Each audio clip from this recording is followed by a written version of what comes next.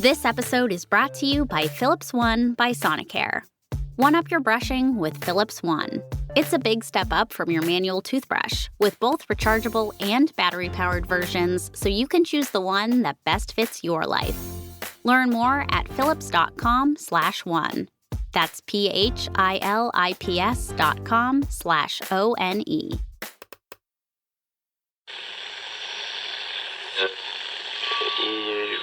Empire.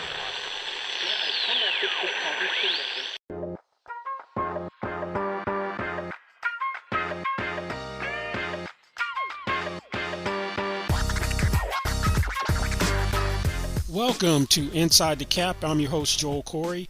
You can find me on Twitter at Corey Joel. That is CORRYJOEL. And also have a regular column on CBSSports.com called Agent's Take on NFL contracts and salary cap matters.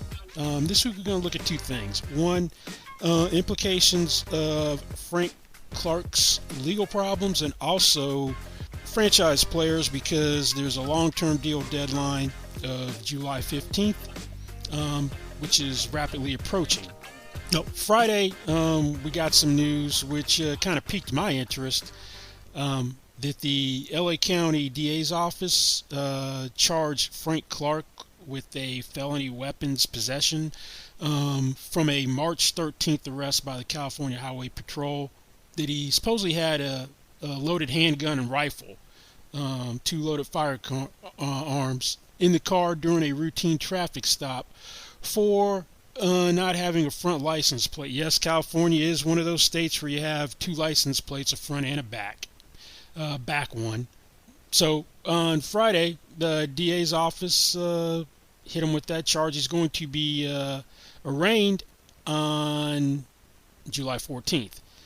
This carries a prison sentence of up to 3 years if convicted. Now, gun laws vary from state to state, and as soon as I saw what the penalty could be, the first thing I thought of was, oh yeah, didn't Plexico Burress over a decade ago end up doing close to 2 years in prison for carrying a firearm and having it accidentally discharged and shoot himself in the leg in a nightclub?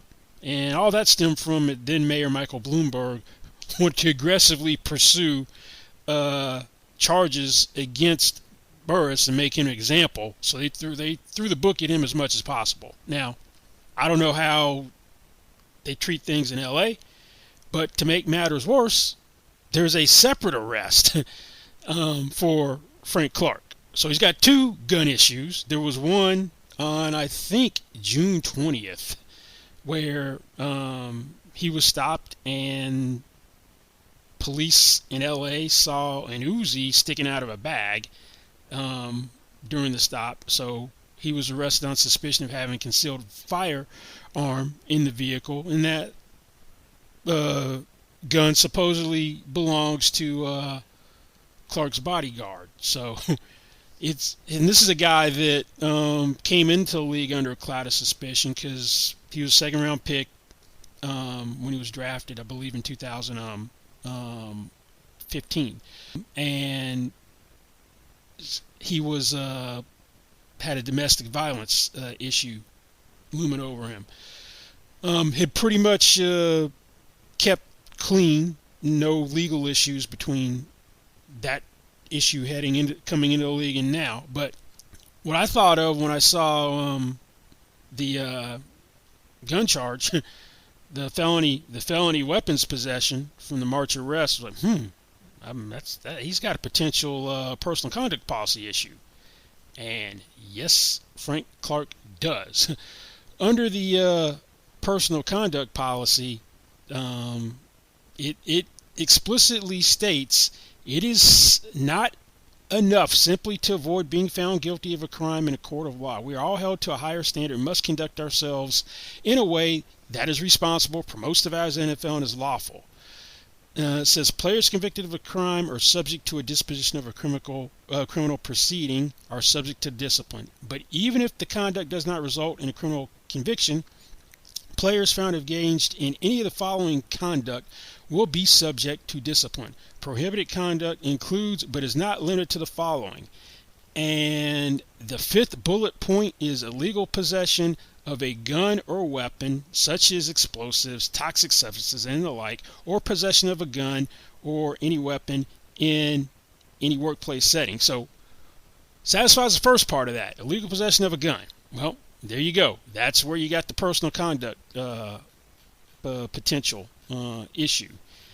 And then disposition of a criminal proceeding means adjudication of guilt or admission to a criminal violation, a plea to a lesser included offense, a plea of nolo contendere or no contest, disposition of a proceeding through a diversionary program. So there are a lot of things, and blah continues to go on. So there are a lot of things which, based on how this thing goes, which puts him in the crosshairs of the personal conduct policy. Then discipline. A player violates this policy when he has disposition of a criminal proceeding, or if the league's investigation demonstrates that he is engaged in conduct prohibited by the policy. And so in cases when a player is not charged with a crime or is charged with a crime but not convicted, he may still be found to have violated the policy if credible evidence establishes that he engaged in prohibited conduct. So there's probably no way around a personal conduct policy, fine, or suspension. Now, there's something called the Commissioner Exempt List, and you can be placed on what's called paid administrative leave if a couple of things happen. It outlines 3 different circumstances. First, when a player is formally charged with a felony offense. Well, we already got a charge of a felony offense, so he automatically qualifies for paid leave. And Clark has a fully guaranteed $18.5 million salary. Can't imagine Chiefs won't want to pay him money while he's on paid administrative leave, however long that is. We saw several years ago that until there's a disposition or a resolution with the child abuse allegations with future Hall of Fame running back Adrian Peterson, when he's still with the Vikings, he was placed on the Commissioner Exempt List and was paid for the year. So then, leave with pay generally lasts until the league makes a disciplinary decision, and any appeal from the discipline is fully resolved. Any regular and or postseason games a player misses while placed on the Commissioner Exempt List will be credited against any suspension later imposed on him, in which case the player will return any salary proportionate to the credited game. So yeah, he's got a potential issue, and let's say he got a 4-game suspension. With that $18.5 million base salary he's getting paid, then suspensions are unpaid. That's basically $4.1 million of pay that he'd have to give up. I don't know if he'd get a suspension, but that's what would come into play. And now, then that raised another issue for me. I'm like, there's a laundry list of reasons why guarantees can void in a contract. And they vary from team to team on what those exact circumstances are. So the thing I do is look at Frank Clark's contract. Now, they're usually in the addendums of the contract and under what's called defaults. And then the relevant ones, which could come into play for Frank Clark, there are like 20 different reasons you can have guarantees void. I may be over-exaggerating, but there's a ton of them. And the particular ones which could be a problem are if players suspended by NFL or club for conduct detrimental, or if players suspended for violation of the NFL personal conduct policy. So either one of those guarantees will void. Other ones which could come into play: if club reasonably believes the player engaged in personal conduct reasonably judged by club to materially adversely affect or reflect on club, or a player has contract terminated for engaging in personal conduct reasonably judged by club to materially adversely affect or reflect on club. So this gives the Kansas City Chiefs options. That if they wanted to, and I'm not saying they are, if they wanted to get out of Frank Clark's contract, This gives them an out. This is the last year of his guaranteed money. He already was probably on the hot seat that if he didn't have a good year this year, that his roster spot was going to be in jeopardy. Clark signed a 5-year, $104 million contract averaging $20.8 million per year 2 years ago in a franchise player sign and trade. Seattle franchised him right before the 2019 NFL Draft. Now, Clark's been named to the Pro Bowl twice, but he's not necessarily living up to this contract. And here's why I say that. Well, he had, in 2019, 8 sacks, which is respectable, 47 quarterback pressures. In 2020, 44 pressures and 6 sacks. When the Chiefs won the Super Bowl, played great in the postseason, 17 pressures, 5 sacks in the postseason. Last year, had 3 sacks and 5 pressures. Now, he's got 91 pressures in 2 years. Zadarius Smith in 2019 had 93 quarterback pressures. His 91 quarterback pressures are 3 less than Danielle Hunter had in 2019. Danielle Hunter missed last year because of a neck injury which required surgery. Danielle Hunter, 88 pressures in 2019, 14.5 sacks in 2019. Frank Clark has 14 regular season sacks. So this guy was going to be vulnerable anyway. Now, Frank Clark has a $25.8 million cap hit this year. $19 million total salary, $18.5 million base salary. It's fully guaranteed. $500,000 workout bonus he's already earned. So that is the 7th largest cap hit in the NFL, largest cap hit for any non-quarterback. Then in 2022, $19.5 million salary, $21 million salary, cap hit of 26.3 in 22, cap hit of 27.8 in 2023. So he's going to be vulnerable anyway. Now, in addition to the guarantees, if Kansas City was looking for a way to get out of the contract because of the gun charges, paragraph 11 of the standard player contract has something they could potentially hang their hat on. It's the skill, performance, and conduct paragraph in the standard player contract. And obviously that you get cut for skill or performance, and you don't have any guarantees, then your salary goes away. There's also something that says, or if player has engaged in personal conduct reasonably judged by club to adversely affect or reflect on club, then club may terminate this contract. So that's another potential way if they wanted to get out of the contract. I'm not saying that's the route they're going to go. I'm just saying they have options if they want to do that, from either voiding the guarantees because of the conduct, if they deem the gun charges to be conduct which adversely reflects on the club, they can go that way. They can wait to see if there's a suspension. If there's a suspension of the under the personal conduct policy, guarantees are going to void. They could take the position this is conduct detrimental to the team and give him and suspend him. Guarantees will void.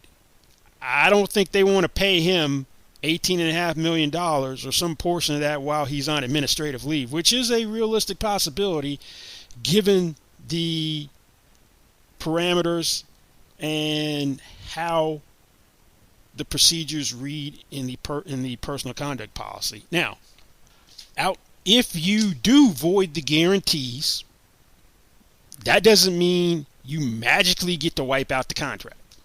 What happens is you still have bonus proration that is a sunk cost.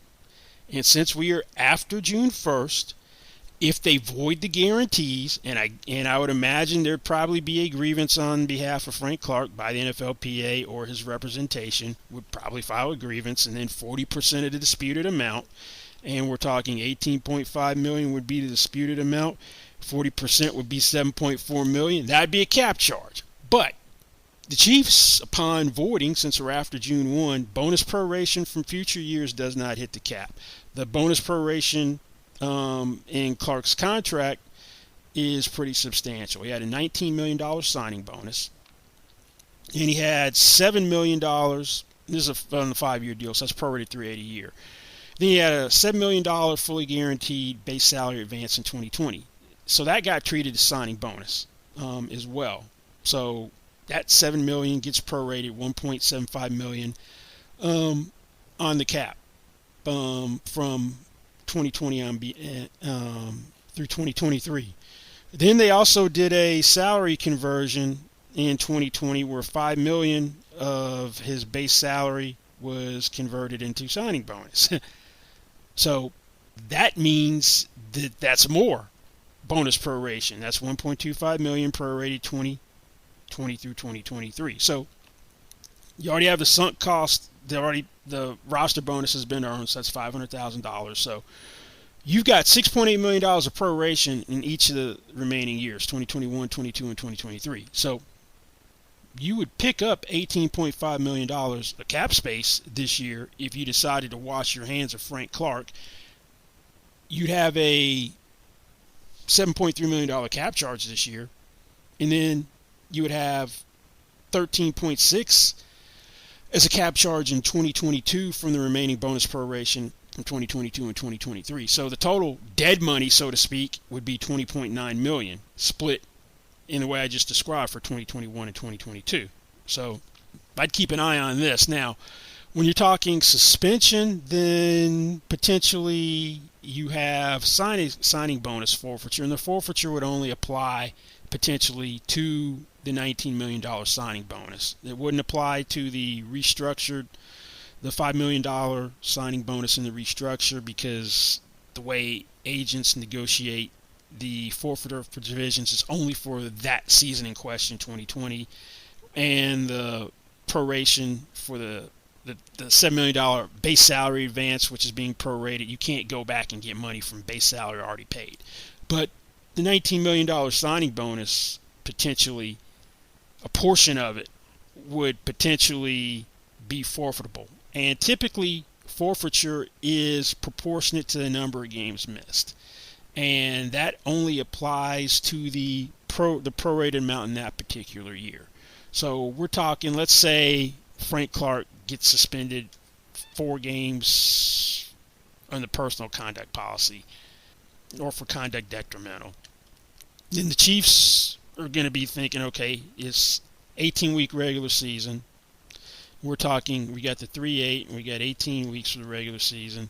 Then that's basically $211,111 for each game missed they could go after. So if you're talking 4 games, you're talking $844,444 that they potentially could try to recoup from Frank Clark. And then you probably have a grievance over that as well, because Article 4, Section 9 of the CBA covers bonus forfeiture. And he's got a case for the way it reads. That this thing actually can be left to interpretation, because it specifically outlines 4 circumstances. You willfully fail to report practice or play with the team. And then they outline, for example, without limitation, holding out or leaving squad absence, a showing of extreme personal hardship. 2, unavailable to the team due to conduct that results in his incarceration. So you could say, technically resulting in incarceration he's not unavailable to the team because of incarceration, so that wouldn't apply to the arrest. He'd have to be incarcerated, and like Michael Vick was, or Plexico Veras, where you actually have been convicted and go to jail. Unavailable to the team due to a non-football injury that resulted from a material breach of paragraph 3 of the player contract, not going to apply, because that's for like hazardous activities. Or you have a Juwan James injury, working out away from the facility, or you voluntarily retire. Then further in this section of CBA, it specifically mentions policy violations, and there are only 2 policy violations which are specifically referenced for mandatory forfeiture, and that is violating performance-enhancing substances policy and violating the substances of abuse policy. So he can make a case, Frank Clark that is, that you can't touch my signing bonus. Chiefs might feel compelled to try to get a portion of it back should there be a suspension as well. So don't know how this thing is going to work out. Chiefs have options is basically what I'm trying to say. That if they want to try to get out of the contract this year, the guarantees, if they void or they deem them that his conduct has voided the guarantees, they can go that route. We leave a void on a team because of the need for a pass rusher. Chris Jones already is someone they're looking to move from the inside and have him play as a defensive end at some portion of the season. But they brought in Melvin Ingram, who's still a free agent, previously been with the Chargers, divisional rival. I wouldn't be surprised if they go ahead and sign Melvin Ingram just as an insurance policy, regardless of which way they decide to go with Frank Clark. Chiefs have slightly under $8.5 million of cap room for 2021. They can get more cap room for Tyrann Mathieu extension. That's probably going to create cap room because he has got the largest cap hit for a safety this year. So you could clear several million in cap room from a Mathieu extension. But the thing is, I would imagine that Melvin Ingram's probably looking at that Jadeveon Clowney deal. What his market might be. Clowney signed for $8 million on a $2 million in incentives, max of $10 million. And there's Ryan Kerrigan, older pass rusher, signed in May with Philadelphia. 1 year, $2.5 million deal, 3.5 max through incentives. So I would imagine it's going to be any 1 year contract for Melvin Ingram would be somewhere between that range, those two numbers. But I'm keeping an eye on the Frank Clark situation just to see how Kansas City handles it. They haven't made a statement yet, but they do have a lot of options just because his conduct does open the door for them to get out of the contract should they choose to go that route. But that does not come without salary cap charges this year and next year. This episode is brought to you by HP Instant Ink. No one is reading your mind, but HP Instant Ink knows when your printer is running low and sends you new cartridges, so you never have to think about ink. Save up to 50%. You'll pay less than $5 a month for ink and never run out again. Find out if your printer is eligible and enroll today at hpinstantink.com. Conditions apply. For details, visit hp.com/instantink Spotify. What's up? It's Mike Jones from the Football Jones podcast. I know you're enjoying your time with Inside the Cap, but once you're done, I want to invite you to come over and check out my podcast. Each week, we take a deep dive into some of the most pressing topics around the NFL. High-profile guests from the coach, player, and front office ranks, as well as the top league insiders. Check out the Football Jones podcast, another fine product brought to you by Empire Media. There were 10 players designated as franchise players this year. 3 of them have already signed long-term deals. The Giants re-signed defensive lineman Leonard Williams to a $63 million 3-year contract, averaging $21 million per year. It's a record for a Giants contract, $45 million fully guaranteed. Broncos safety Justin Simmons became the highest paid safety, $61 million over 4 years, $35 million in overall guarantees, $32.1 fully guaranteed at signing. Deal averages $15.25 million per year, highest average per year for safety. And the Cowboys did stick a franchise tag on Dak Prescott for a second straight year, although they'd agreed to a new deal prior to the period to designate players ending. That's just to burn a second franchise tag that Prescott's agents requested. $160 million over 4 years, an NFL record, $95 million fully guaranteed at signing. The 7 franchise players who haven't signed long-term deals yet. And July 15, Thursday, 4 p.m. Eastern Time is the deadline for franchise players to sign long-term deals. Otherwise, they can't sign long-term deals until the end of the regular season. The regular season ends on January 9th in 2022. The only reason we have this deadline of July 15th is because of a change in the 2006 CBA, which has survived in successive CBA. So prior to 2006, the system had this crazy rule where there's a 30-day period right after the franchise designation deadline for you to agree to a long-term deal. You got 30 days. Then there's a moratorium which lasted basically for 4 months until July 14th. And at that point, you could sign a player to a long-term deal, and didn't matter when you did it. You could do it in September. You could do it in August. It's like Walter Jones. Back then, it always came down to right around the regular season when he was going to sign his franchise tender. And the crazy thing is, during that 4-month period, that if you sign the player to a long-term deal, which is why I call it a moratorium, that you were prevented from using the franchise tag on another player as long as that long-term deal remained in existence. So they got rid of that crazy part of the rule, which never seemed to make a lot of sense to me. But then stuck in this July 15th deadline.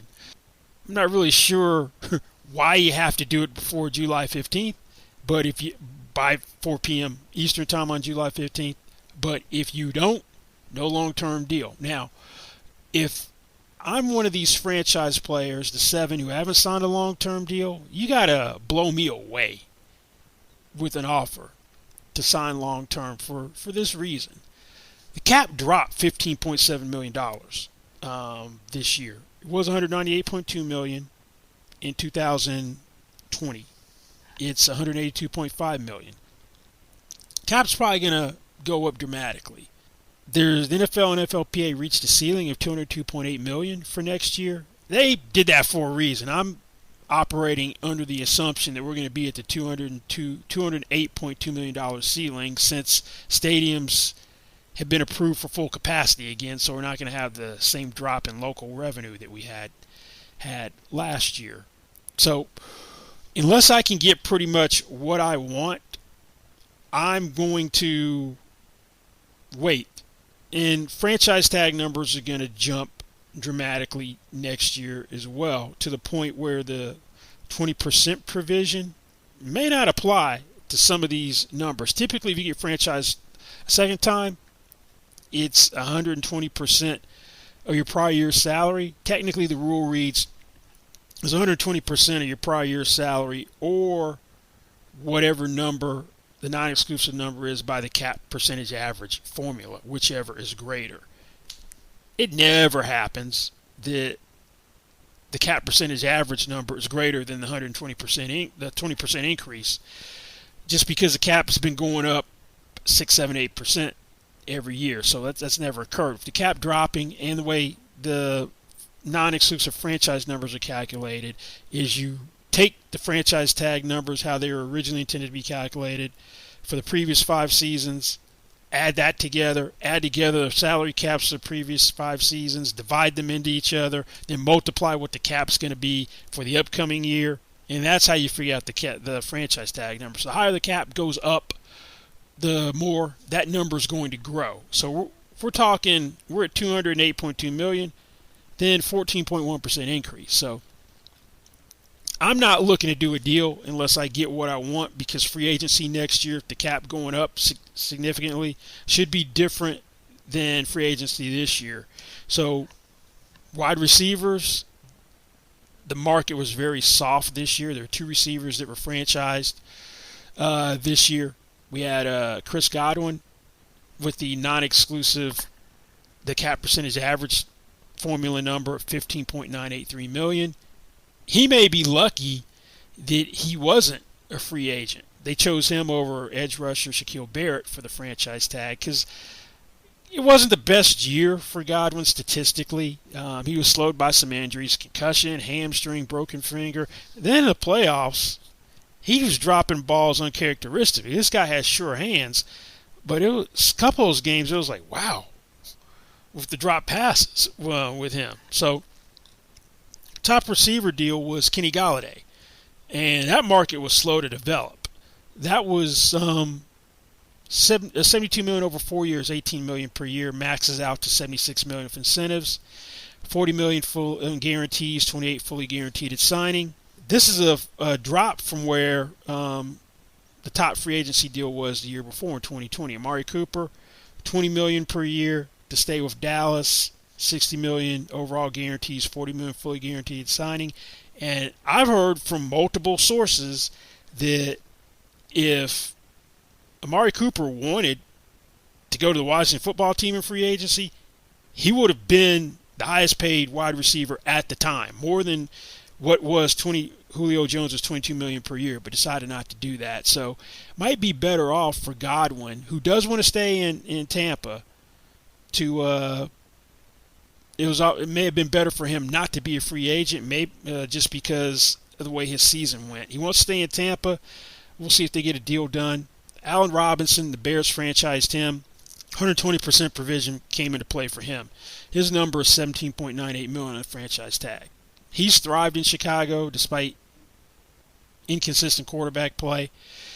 He didn't want to get franchised, but smartly signed the tender because it became fully guaranteed once you sign it when the Bears started sniffing around Kenny Gallaudet. Now, this one, I'd be surprised if there's a deal done. They were negotiating last year. Didn't really come that close. There were rumors when that talks broke down he wanted to be traded. Last September, you saw Keenan Allen signed for $20.25 million per year on a 4-year extension with the Chargers, $50 million overall guarantees. Then you also saw shortly after that, DeAndre Hopkins became the highest paid non-quarterback at $27.25 million per year on a 2-year extension with the Cardinals. He had 3 years left on his contract when that happened. But you're going to be over $20 million per year for Allen Robinson, so this probably doesn't get done. The Washington football team put a second franchise tag on Brandon Scherff this year for $18.063 million. He made his 4th Pro Bowl in 5 years. Any deal you do with him is going to make him the highest paid interior offensive lineman. Joe Tooney in free agency signed for $16 million per year on a 5-year deal to go to the Chiefs with $46.89 million in guarantees. You're going to have to blow that away if you want to ensure Scherff doesn't go anywhere. You're not going to stick a third franchise tag on him because it will be 144% of his prior year's salary or the biggest franchise tag number in any position. 144% is slightly under $26 million. And I'm projecting the largest franchise tag number is always quarterback. And I'm projecting that to be basically in the neighborhood of $29.725 million if you have the cap at the ceiling of $208.2 million. You're not sticking a franchise tag on him for either one of those numbers. So you're going to probably have to go $17.5 million per year, maybe close to the franchise tag number of $18 million on a long-term deal to get his attention. So if Tooney gets $16 million in free agency, we've seen that any time a guard in recent years hits the open market, a high-caliber one in free agency, he resets the position. So I expect that to happen with Scherff, that either Washington's going to have to pay out the nose to keep him next year when they can't franchise him, or they pay him a premium right now to get it done. This episode is brought to you by the NBA. Witness mind-bending competition on the biggest stage between the best players in the world, a place where legends are made. It's impossible jumps that seem to freeze in midair, and spectacular steals that you didn't see coming. It's that one play that lasts seconds that you will talk about for the rest of your life. And let's face it, it's the unpredictability of it all, never knowing when the next big moment will happen. Huge wins and crushed dreams. It's the drama of it all. You just can't make this stuff up. That's the NBA. That's game. The NBA playoffs are happening right now. Don't miss all the action.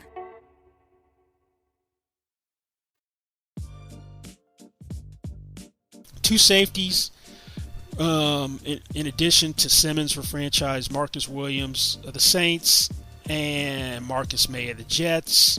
Their franchise tag number $10.621 million. Williams in particular, I'm not doing anything unless the market moves before Thursday, and that doesn't seem likely at this point.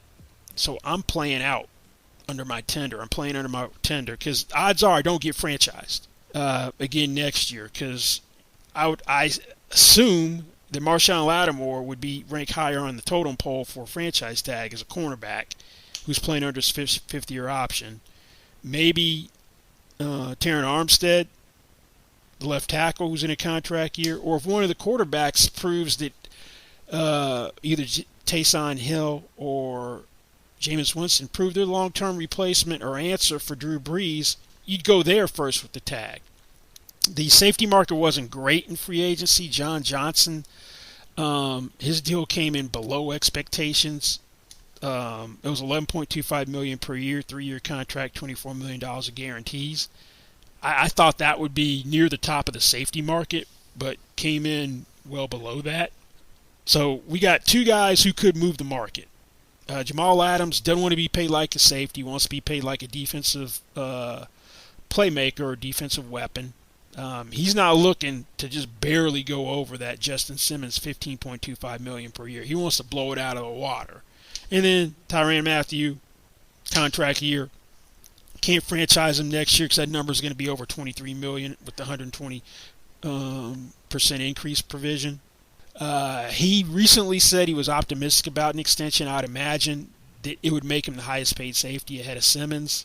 When he signed as a free agent at $14 million per year 2 years ago, it made him the highest paid safety by average yearly salary. So let's say he's at $15.5. Knowing the market's going to move, I'm not doing anything if I'm Marcus Williams. The Jets have a terrible track record of keeping talented homegrown players. Leonard Williams, talked about, traded him during the middle of 2019 season. He's making over $20 million per year. Jamal Adams, they traded last year at the roster cut down in August, right around that time. He's going to be the highest paid safety when he signs. So that could put some pressure on the front office to do something with May. Now, if they're thinking that John Johnson deal is indicative of his market, you're never getting a deal done. That's a surefire way for him to play on the tender. If you want to stick him up there near the top of the safety market in that $14-15 million per year range, you got a chance to get a deal done. Now, that leaves two other guys, two tackles, a left tackle and a right tackle that were franchised. Cam Robinson, Jaguars, biggest surprise of a franchise tag, and the tackle number is $13.745 million. This year. When you say upper echelon, above average offensive tackle, the name Cam Robinson is not at the top of the list. So it was a surprise they stuck that tag on him. That position takes on added importance because you spent the first overall pick on quarterback out of Clemson, Trevor Lawrence. So you need to protect his blind side. So if I'm the Jaguars, I'll let him roll on the 1-year deal on the franchise tag. You hedged your bets by taking Walker Little, the tackle out of Stanford, a left tackle in the second round. I let him play on the tag. I am not paying him anything remotely close to the most recent data point for a left tackle, young left tackle, Colton Miller, first-round pick in 2018 by the Raiders. 3-year extension, averaging $18.05 million per year, $42.5 million in guarantees. I'm not going there. I wouldn't even go to the discounted deal Donovan Smith signed in late March to stay in Tampa, which was $30 million over 2 years on the extension. $31 million over 2 years on the extension, $15.5 million per year. I'm not going there with Cam Robinson right now. If you can do what Garrett Bowles did when they didn't pick up the option in Denver for him last year and raise your play to Pro Bowl caliber level, and we have to pay you more than we're contemplating now, so be it. That means we have more peace of mind that you are the blindside protector of Trevor Lawrence. What I'm really doing if I'm them, since the Jags aren't going to have a high-priced quarterback for the foreseeable future, is monitoring the Armstead situation. If he plays out his contract, they don't franchise him, he's going to be the highest paid tackle, maybe the first $25 million per year offensive lineman if he hits the open market. Trent Williams, right now, highest paid tackle, $23.01 million. It's going to be 33 this year.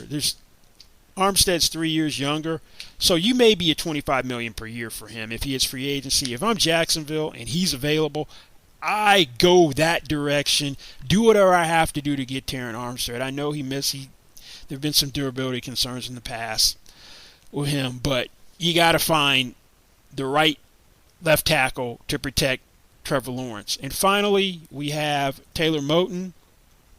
The Saints didn't do the Panthers any favors last week or the week before when they reset the right tackle market. Moton's a right tackle. He's been working some at left tackle during the offseason. But $96 million 5-year contract extension, $19.2 million per year, $60.2 million in guarantees, $43 million fully guaranteed at signing. You can't say that Lane Johnson deal from a couple of years ago at $18 million per year is an anomaly anymore. There's a big drop-off between these two deals and the next deal. Jack Conklin, $14 million per year to go to the Browns in free agency last year, with $30 million fully guaranteed at signing. I'm looking at the fact that my second franchise tag next year for Moton, if the cap is at $202.8 million, is probably going to be the cap percentage average number, which would project to $16.631 million as opposed to 120% increase. And if I play well and I hit the open market, you're going to stick a second franchise tag on me for that number, or I'm going to hit the open market. And I figure worst case scenario, if he plays well, would be what Trent Brown did a couple of years ago in free agency when he had briefly become the highest paid, at least for half a season, highest paid tackle or offensive lineman in the NFL, to go from the Patriots to the Raiders, signed for $16.5 million per year to play right tackle. So you got to get me in the vicinity of Lane Johnson, Ryan Ramczyk for me to do a deal if I'm Taylor Moton. Well, those are the 7 franchise players still left who have not signed long-term. Last year you had 14 guys franchised, only 2 signed near the July 15th deadline. None had signed early, like the 3 guys, Simmons, Williams, and Prescott. But I'm betting on myself unless I can get a deal which blows me away. If I'm any of these guys, I'm Ken Robinson. I'm thankful I got franchised. He signed a tender fairly quickly and go from there. I got a question what Jacksonville's doing if they pay him anything remotely close to Colton Miller. Well, anyway, that's going to be it for this week's Inside the Cap. Don't forget you can find me on Twitter at Corey Joel. That is CORRYJOEL.